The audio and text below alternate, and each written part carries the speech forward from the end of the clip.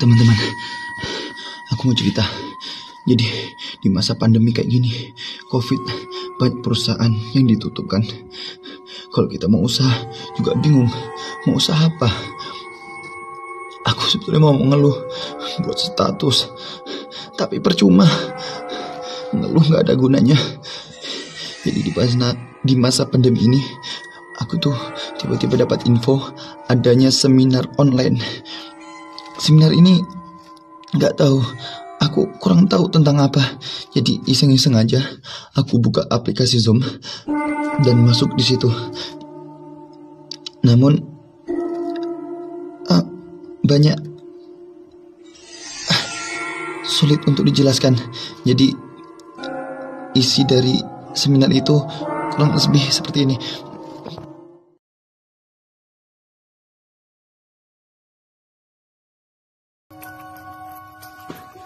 Teman-teman, hari ini luar biasa sekali. Saya berkesempatan mengikuti sebuah seminar online yang sangat luar biasa dan amazing sekali. Kenapa saya bisa katakan seperti itu? Karena di dalam seminar ini berisi ratusan bahkan ribuan orang. Dan yang menjadi hebatnya lagi, seminar ini gratis. Saya sangat salut sekali dengan coach yang mengisi pada kajian online tersebut. Beliau mengatakan semua ini beliau niatkan sebagai sedekah ilmu. Mau tahu sedikit preview tentang beliau? Check it out. Didik Mulanto adalah seorang entrepreneur sekaligus wirausaha. Telah banyak kegiatan seminar yang berskala nasional telah ia lakukan.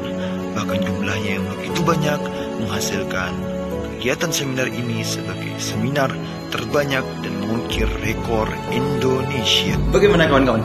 Luar biasa bukan coach saya? Ya, jadi pada kesempatan kali ini setelah saya mendapatkan materi yang luar biasa bombastis dari beliau, saya juga ingin seperti beliau. Salah satunya adalah sedekah ilmu. Dan pada kali ini saya akan sedikit review apa saja sih tips-tips yang sudah beliau paparkan untuk berbisnis digital di era milenial sekarang ini. Mari kita bahas. Yang pertama, mengapa kita penting untuk mempelajari bisnis di era sekarang ini dengan digital? Ya, kita mengetahui bahwasanya ada sebuah berita mengatakan bahwasanya pada tahun 2030 maka penduduk di bumi ini 80 juta orang ada potensi tergantikan dengan sebuah mesin ataupun robot. Bahkan kita tahu bahwasanya banyak dulu pasar-pasar yang luar biasa kita butuhkan untuk memenuhi kebutuhan sehari-hari. Sekarang di zaman milenial ini banyak all shop ataupun pasar yang sifatnya online, ya. Tidak perlu bersusah payah, bahkan kita hanya duduk di rumah, memegang HP, memencet, lalu mereka datang sendiri ke rumah kita. Semua serba online. Kemudian taksi yang dulu sangat kita butuhkan untuk berpergian dari satu kota ke kota lain, sekarang mereka menggait juga dengan teknologi IT, di mana pelanggan mereka akan lebih cepat datang karena hanya duduk. Kita memesan tujuan, memesan tiket lewat online, kemudian kita tinggal dijemput dan tiba kita pada tujuan. Karena itu, alasan yang kedua, kita harus terus belajar dan terus belajar agar kita tidak tertinggal oleh zaman. Yang kedua, jangan pernah malu. Tips ini luar biasa sekali. Karena memang di dalam kehidupan sehari-hari bahkan real terjadi, banyak orang yang memiliki ide brilian dalam berbisnis, namun dirinya malu, tidak pede, memiliki jabatan, sudah merasa sarjana, magister, doktor. Mereka malu untuk berbisnis, berwirausaha, gengsi, titelnya sudah tinggi, memiliki latar belakang yang dulunya mungkin tidak memiliki apa-apa, jadi sangat malu untuk memulai sebuah bisnis. Ini harus ditinggalkan semua. Untuk berbisnis tidak ada kata malu, selama itu tidak melanggar norma-norma sosial, masyarakat, dan agama. Di dalam bisnis, insya Allah itu diperbolehkan. Tidak usah malu. Karena apa? Ketika kalian memiliki ide untuk berbisnis, maka kalian akan membuka sebuah usaha. Dan step by step, jika usaha kalian sudah semakin besar, kalian pasti akan membutuhkan tenaga kerja. Otomatis, kalian akan merekrut satu orang ke tempat bisnis kalian. Dengan begitu, kalian sudah menjadi penyumbang untuk meningkatkan perekonomian di Indonesia. Yang ketiga, jangan pernah merasa sombong.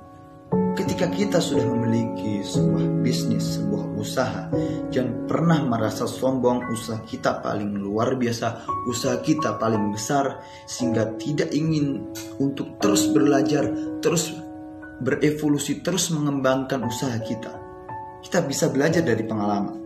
Dulu, jika kalian flashback sedikit, mungkin gadget apa yang luar biasa di tahun sekitar 2000 sampai 2010. Ya, kalian mungkin masih ingat, HP itu atau gadget itu sangat digandrungi oleh masyarakat. Bahkan semua ingin memilikinya. Namun, ketika tidak ada evolusi, tidak ada perubahan untuk terus mengembangkan, ketika tetap stagnan dalam produk tersebut, yang terjadi adalah gulung tikar. Oleh karena itu, jangan ada kata stagnan untuk bisnis kita. Selalu berevolusi, selalu belajar, berinovasi untuk bisa menciptakan produk-produk yang kekinian, produk-produk yang bisa kita sejajarkan di era milenial ini, yang terus berkembang sesuai perkembangan zaman. Dengan begitu, usaha kita akan bisa berkembang mengikuti perkembangan zaman dan kebutuhan konsumen. So, apa lagi? Go digital or die. Yang keempat, kumpulkan orang. Kenapa harus mengumpulkan orang? Jelas, ketika kalian memiliki bisnis, sebuah usaha, tidak ada pelanggannya, nol yang kalian dapatkan. Oleh karena itu, bagaimana cara kita mengumpulkan orang ini? Ya, perlu kita memiliki sebuah big database yang kita miliki. Kita memiliki data-data dari pelanggan kita. Kita harus memiliki nama, identitas, mungkin alamatnya, agama, dan lain sebagainya. Ini sangat penting sekali agar kita dapat mengelola database tersebut menjadi sebuah data yang bisa terus menarik konsumen pada setiap hari. Jika kita ibaratkan sebuah pohon, database atau kumpulan orang ini adalah seperti akar. Karena apa? Karena jika pelanggan kita sudah nyaman dengan bisnis kita, usaha kita, mereka akan senantiasa kembali untuk melihat produk kita, bahkan membeli produk kita. Tentu saja ini dibutuhkan komunikasi yang baik antara produsen dan konsumen. Karena itu, bentuk komunikasi yang interaktif, komunikasi yang baik dengan pelanggan ini sudah menjadi barang tentu untuk selalu dipertahankan dan selalu dijaga agar keharmonisannya senantiasa merebak, dan nantinya konsumen-konsumen yang lain itu akan bisa berdatangan untuk mendatangi usaha kita dan syukur-syukur bisa membeli produk kita. Usaha sudah ada, pelanggan sudah kita dapatkan, database sudah kita susun secara rapi. Namun ingat, bisnis bisa saja bangkrut tanpa melalui kesalahan sedikit. Oleh karena itu, coach saya membagikan tips, kita tidak boleh hanya memiliki satu jenis usaha. Ketika kita sudah memiliki penghasilan yang cukup dari bisnis pertama kita, maka kita ciptakan bisnis baru. Coach saya membagikan satu tips lagi. Caranya adalah dengarkan orang lain. Ketika ada sebuah masalah, dengarkan keluhan konsumen. Dengarkan, kita pelajari, kita analisis, carikan solusi. Karena kata coach saya, rezeki itu adalah bagi orang yang bisa memberikan solusi. Ketika ada masalah, kita berpikir dan memberikan solusi. Disitulah letak rezeki Anda. Wow, semakin hari semakin banyak. Setiap hari, setiap minggu, setiap bulan, setiap tahun, jumlah database kalian semakin banyak. Banyak pelanggan yang kalian dapatkan, data-datanya juga kalian banyak dapatkan. Oleh karena itu, pelanggan ataupun database yang sudah kita dapatkan perlu juga kita olah atau manage dengan baik.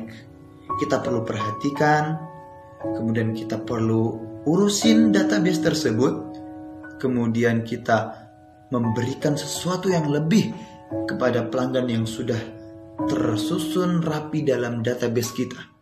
Bahkan kita memberikan nilai tambah di setiap bisnis kita atau usaha kita, agar ketika mereka ingin berpindah ke bisnis yang sama, dia akan berpikir, oh ternyata tempat usaha Bapak ini pelayanannya lebih baik. Setiap minggunya saya diberikan ucapan, ataupun saat ketika saya ulang tahun ada bentuk reward berupa ucapan selamat ulang tahun dan lain sebagainya. Hal-hal seperti inilah yang diajarkan coach saya bagaimana memanusiakan pelanggan. Nah, karena itu dibutuhkan sebuah aplikasi atau alat untuk memanage semua ini. Dan coach saya memiliki itu. Mungkin itu saja review dari seminar yang saya dapatkan dari coach saya. Semoga dapat memotivasi, memberikan inspirasi. Jika kalian masih penasaran, bisa kalian melihat nanti profil ataupun Instagram dari coach saya di deskripsi penjelasan saya. Itu saja. Salam sukses, terus belajar dan terus berkembang.